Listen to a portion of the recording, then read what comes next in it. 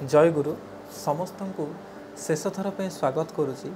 तो मानकर सत्यव्रत मिश्र क्लासेस आउ शेष थर पे कौन पे स्वागत करुच्ची ताहा कहवाई ही मुझे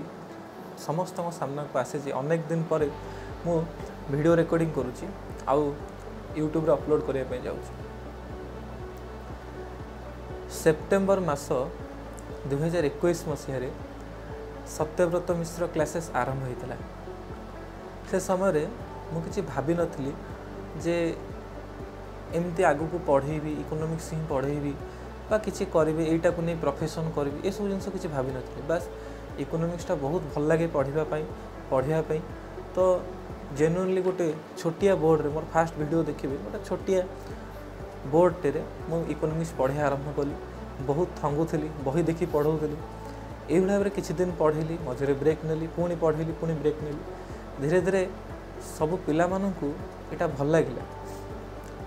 एमती देखागला यूट्यूब रे जो किए सर्च करे +2 सेकेंड ईयर इकोनॉमिक्स तो प्रथम सत्यव्रत मिश्र क्लासेस ही रेकमेंड करे यूट्यूब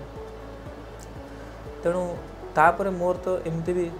किसी सरकारी चाकरी करने उद्देश्य न था कि न था केवल पढ़ाईवाटा ही भल लगे तो से पढ़ाइबा आरंभ कली ऑफलाइन में पढ़ाऊली ऑनलाइन में पढ़ेली अनेक पिला धीरे धीरे मो सहित जोड़ी हेले बहुत पिला सब्सक्राइब कले बहुत भल पाइबा देले बहुत स्नेह देले सम्मान देले तापरे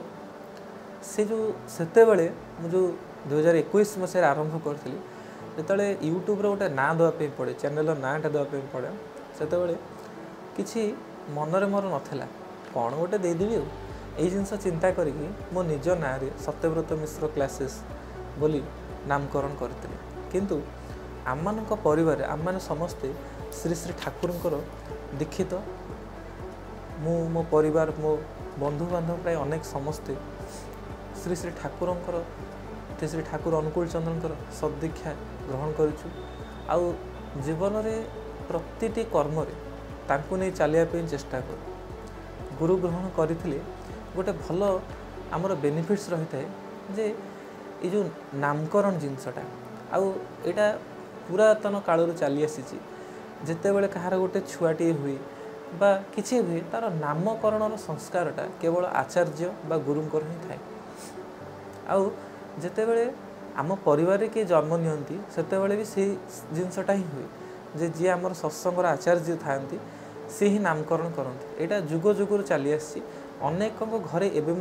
हुए 21 दिन देखिए ज्योतिष मैंने समस्त आसिक नामकरण करती किंतु क्या ये तो भल लगे बोली से नाटा खाली जातक ना गोटे रही जाए आउ अन्य ना गोटे दि जाए सर्टिफिकेट अलग ना हो जाए कि आम मान परिवार सेमती हुए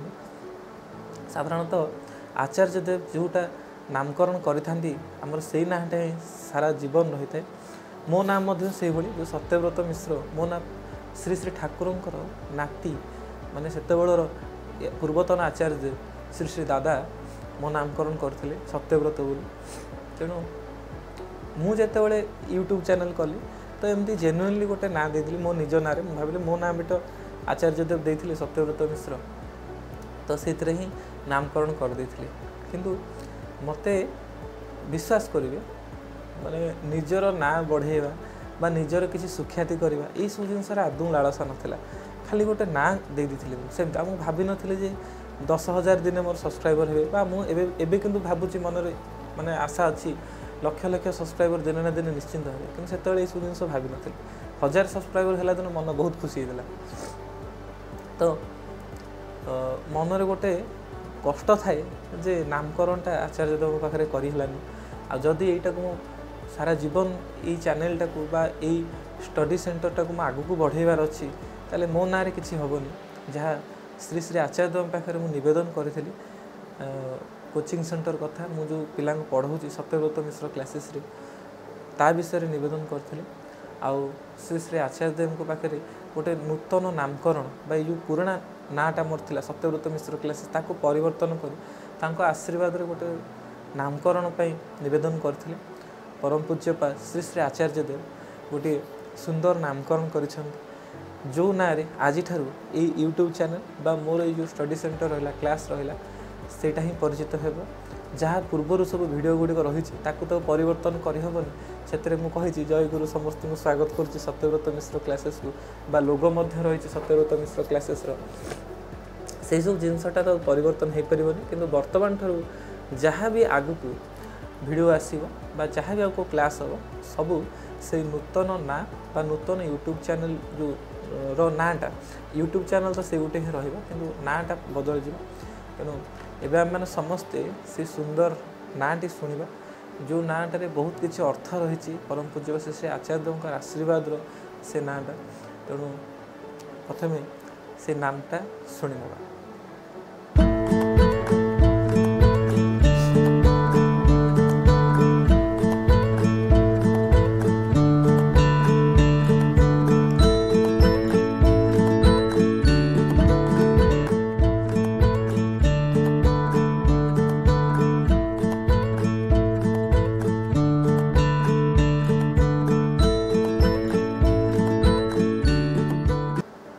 तो